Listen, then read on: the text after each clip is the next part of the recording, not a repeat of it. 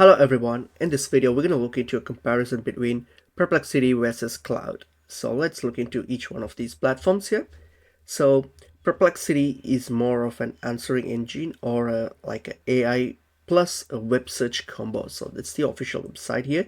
It pulls in like external sources in real time. It provides like citations and is good at up-to-date factual info. More of a research tool. You can use this for research based task. You can use that. Claude here, it's an AI model. Okay, it's an AI model and it's optimized for conversational use, like you can use like for creative writing or long context, or you'll get like well balanced responses like ChatGPT and stuff. So similar to that.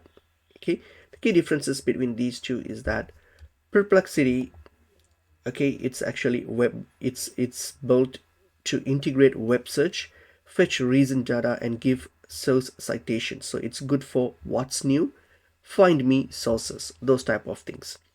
Cloud here is actually doesn't it doesn't by default do like live web searches in many settings. Okay, its data cutoff is older, so it's actually better for problems that don't require the very latest data options.